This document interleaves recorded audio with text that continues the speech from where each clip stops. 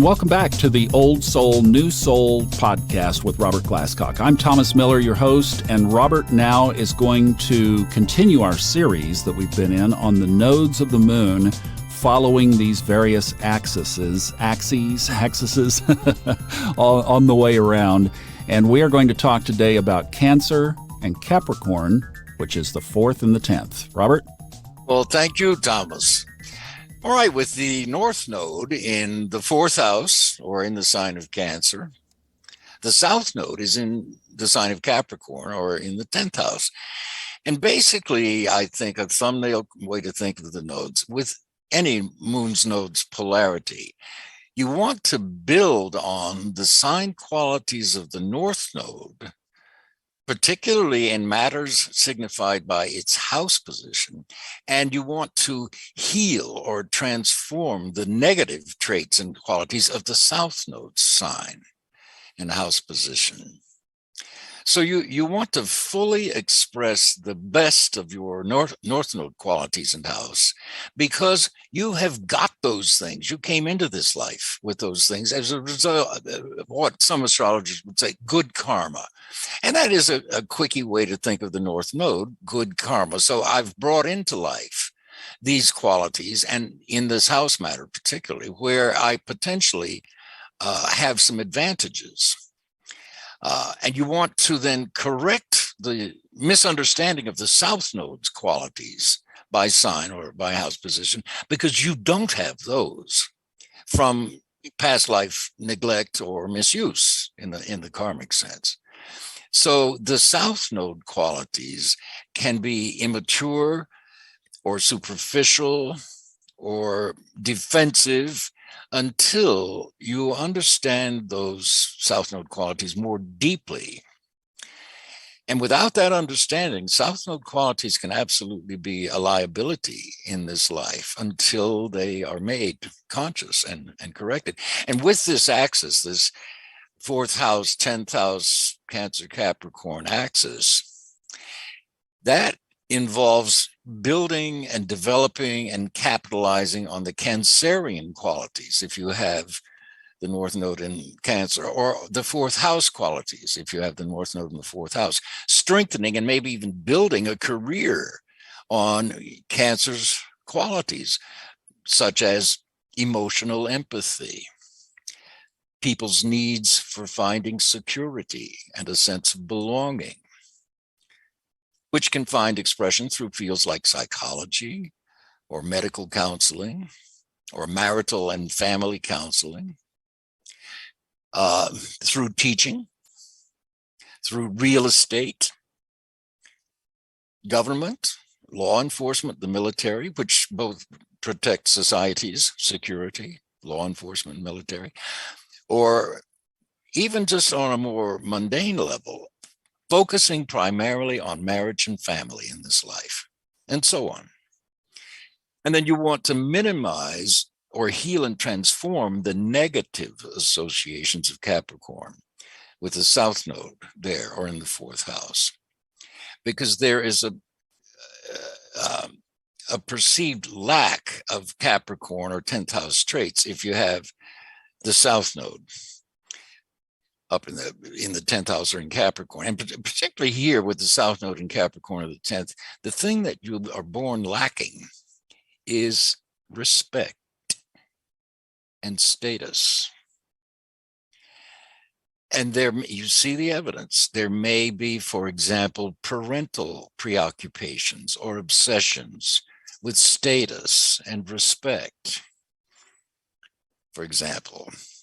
And to the parents, professional standing and money may mean everything, because the parents themselves may have come from difficult or impoverished backgrounds in some situations, so that their preoccupations with money and status make sense. But to the child with the South Node in Capricorn, a child who hasn't had the time to earn respect or develop a career identity, the parental preoccupation with these outer trappings of success feels like total disregard and respect of the child as an individual in her or his own right. And that can unconsciously translate to the child learning to disrespect himself or herself in various ways, or to have difficulty in truly maturing and achieving their ambitions. So in that sense, the South Node qualities, if they're unconscious, can hold these people back from self-realization and fulfillment. So they have to look at their unconscious need to control and dominate, which is a self-protective mechanism in this situation. They have to look at this unconscious insensitivity to other people's feelings and needs, or a tendency to exploit everybody in every situation for personal gain, and so on. So this existential conflict that underlies this life is really between the private, personal, domestic sphere and the public sphere of career ambitions and more public recognition. And it can be hard to balance between these two. And it can seem like one or the other of these has to be constrained or take second place to the other.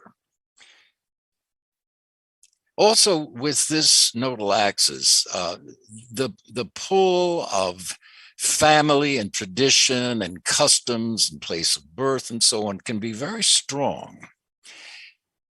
And people with this position sometimes may opt to get married and start a family very young, only to later find that their or their mate's career ambitions may pose a threat or a challenge to these family obligations and responsibilities.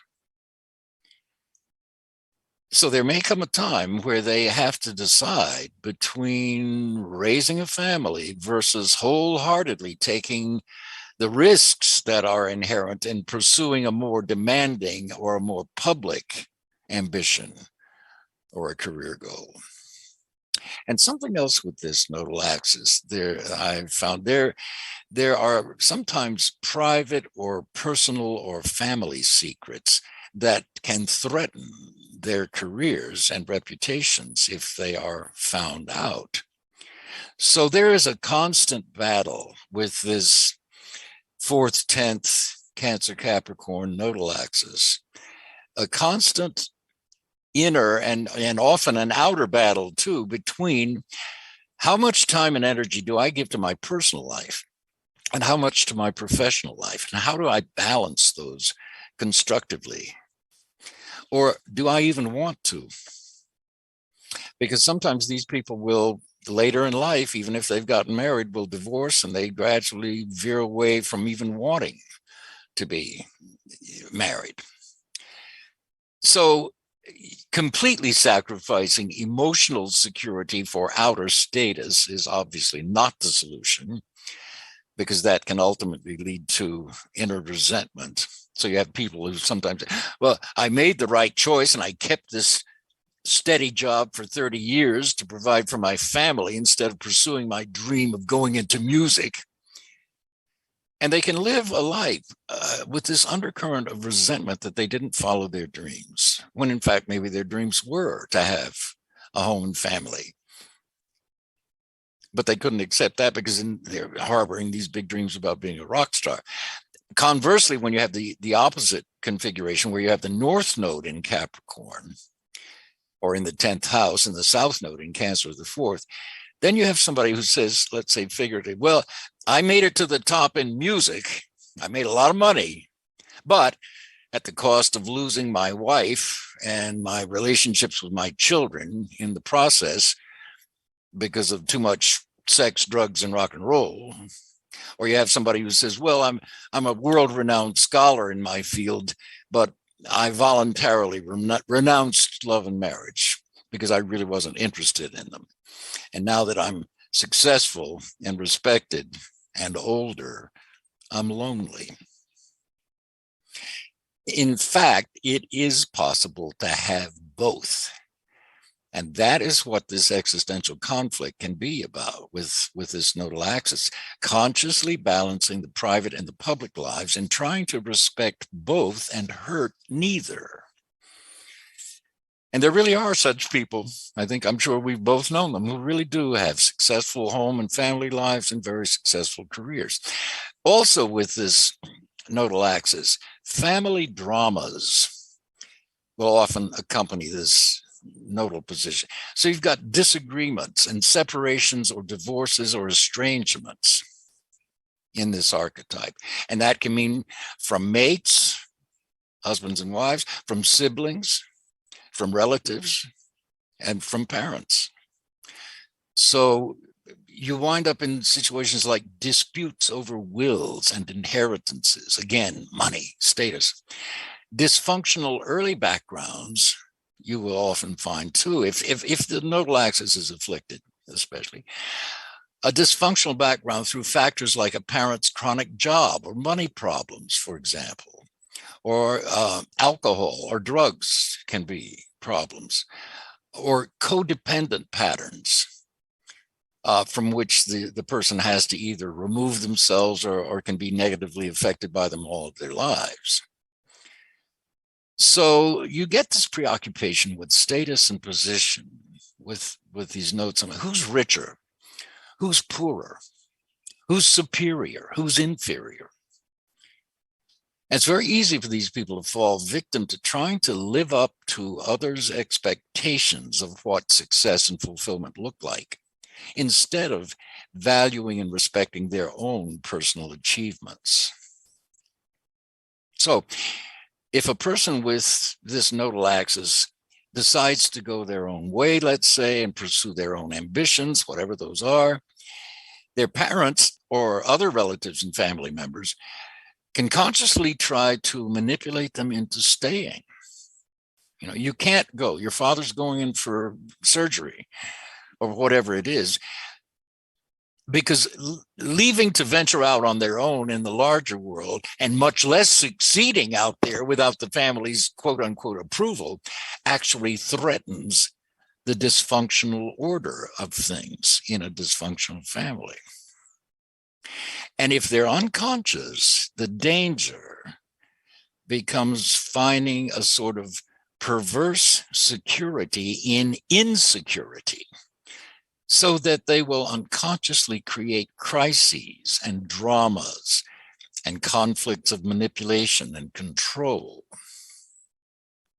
In these kinds of lives, if everything goes too well and too smoothly and too successfully for too long, that kind of security can feel unnatural to such people, and they may unconsciously, through their own personality and actions, create dramatic situations that undermine their achievements, especially if the nodes are afflicted by other planets in hard aspect to it. So there's this need to be in control and to be very fearful of being dependent on others. And that can sort of be learned very early in life and affect relationships even throughout life, unless, again, conscious efforts are made to understand this and outgrow it. So people with this position can often unconsciously react to their early family dramas or dysfunctions in relationship to their bosses and other authorities, as well as in marriage and children relationships. And usually they will react in ways that are inappropriate. It's very hard for an adult boss to deal with an employee who is operating from hidden childhood agendas, you see, and vice versa. It's very difficult, if not impossible, for a grown-up adult employee to deal with an infantile boss. So underlying all of these dramas is an unconscious need to hurt and to be hurt by other people, if it's afflicted and unconscious. And this is often as a result of fearing rejection, because that was the family dysfunction, constantly hurting and judging each other through insensitivity, or anger or ignorance. It's the same thing I said about myself. Please one parent and you hurt the other. Or one parent may be missing, forcing the other parent to take on the responsibilities for both parents and naturally resenting that, which children can interpret as resentment and rejection of them, thus perpetuating this kind of family dysfunction. So being responsible is another big element in this existential conflict. Because on an immature level, this is about parents, Cancer, Capricorn, 4th, 10th, and people with this nodal axis can be unconsciously looking for a parent to take care of them all their lives, to love them and protect them. But they're coming at a relationship from a child's perspective rather than an adult's. And if this is true, then you may find in some way that the parents evaded the consequences of their speech and actions. You see, they claim they didn't say what they said or that they didn't do what they did, always making other people wrong, never admitting mistakes, which these people can childishly associate with weakness instead of mistakes being a stimulus to learning. Or they can blame alcohol or drugs. That's another very common way of escaping obligations and responsibilities. And I think probably the most powerful and simplest wisdom with this nodal axis is also a very ancient one. Do unto others as you would have them do unto you, especially when the others are people that you fear or dislike. And that's kind of a nutshell take on that axis. Wow, that was more than a nutshell.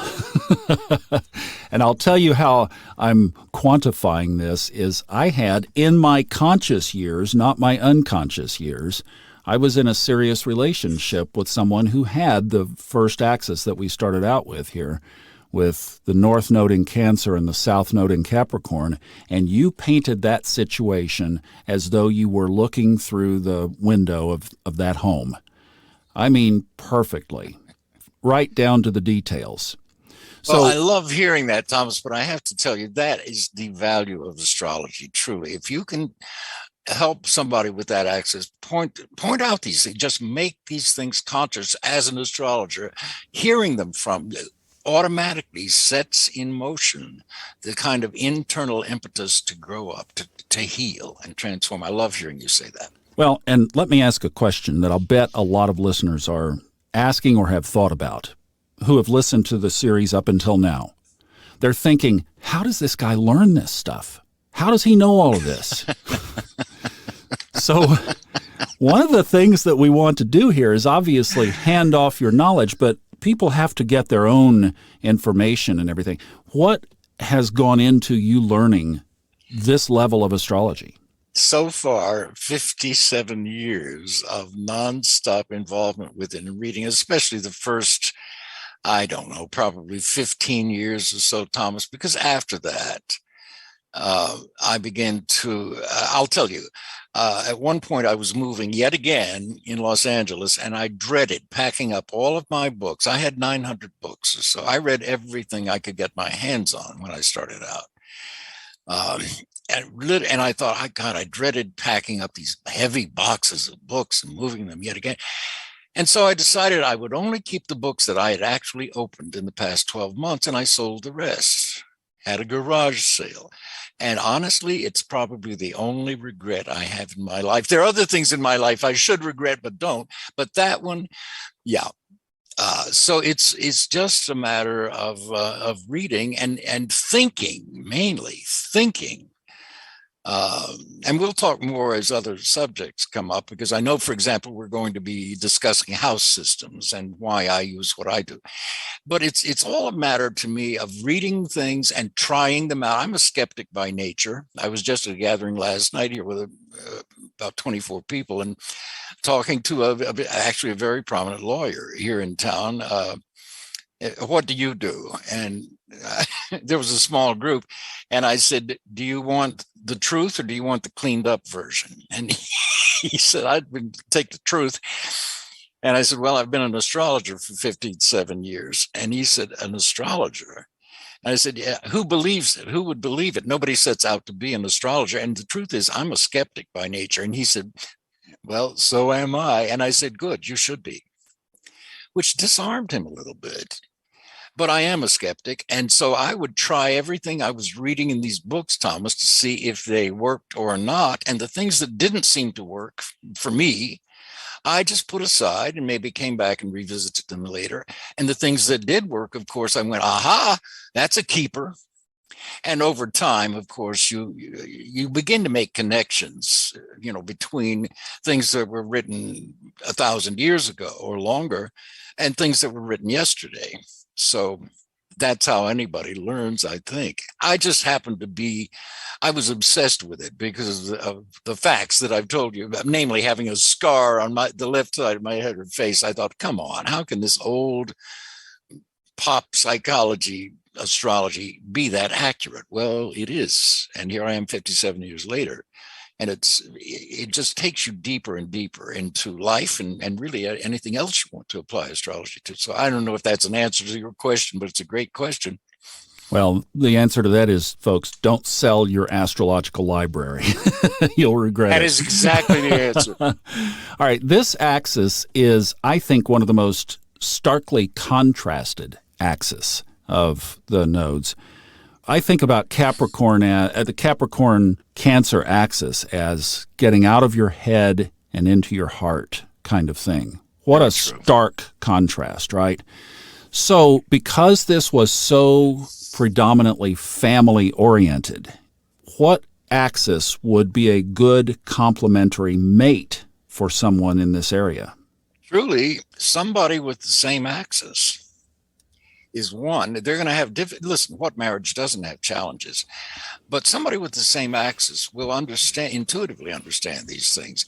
But if you really want to try for the best and most complementary axes, you want someone whose nodal axis either sextiles and trines both ends of this opposition. So somebody who has the North Node in, say, Virgo and Pisces, or either one, the Virgo-Pisces axis would be a good nodal axis for them to get together, because one end of that axis will trine one end of their Cancer-Capricorn nodes, and the other one will sextile the other end of it. So that's one. And also the Taurus-Scorpio axis. Mm-hmm. So if you were looking to those two things, they would inherently, karmically even, stand perhaps a more productive or a calmer kind of marriage. But some people don't want a calmer marriage. I am one, for example. Too much calm is like death to me. Life is about action and it's about movement. And if you're not moving, something's wrong to me. But now, we could go so deep into these nodes, and one of the things that we haven't really tackled are the ruling planets, which also have to be considered.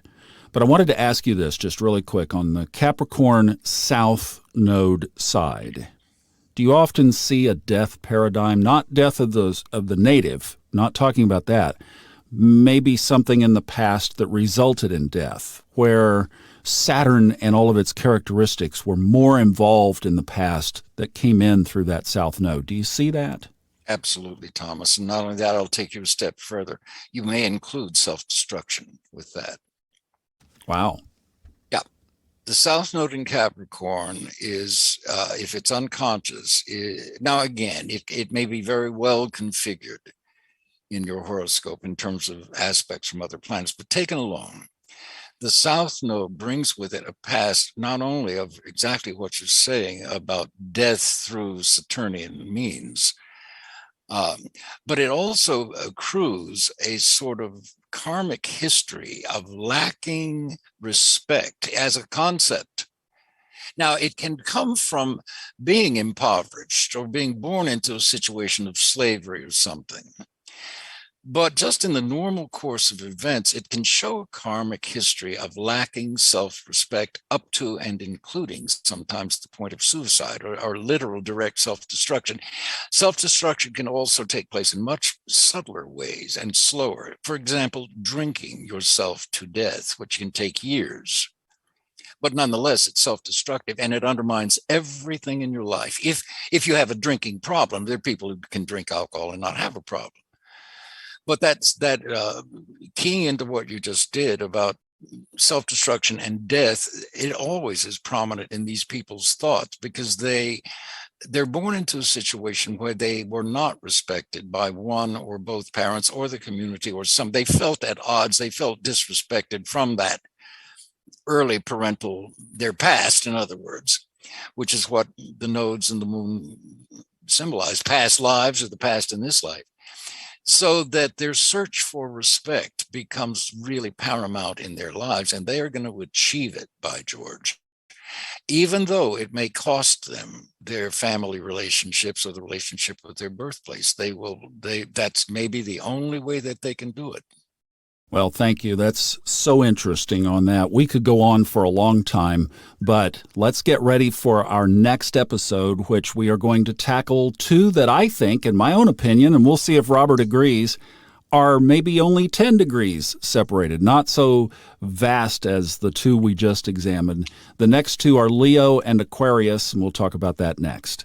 And after we have completed this series, we will have a PDF available. It will summarize this information and can be a reference resource for you to look at as you are reading the nodes of the moon, whether for yourself or for somebody else. And yes, Robert is booking readings, and yes, they are filling up. But contact him through his website, rglasscock4 site, SIGHT.com. There's also a direct link to his contact page in the show notes. Thank you so much for listening, and thank you for your wonderful comments and 5-star reviews in Apple. We'll see you next time on the Old Soul, New Soul Astrology Podcast with Robert Glasscock.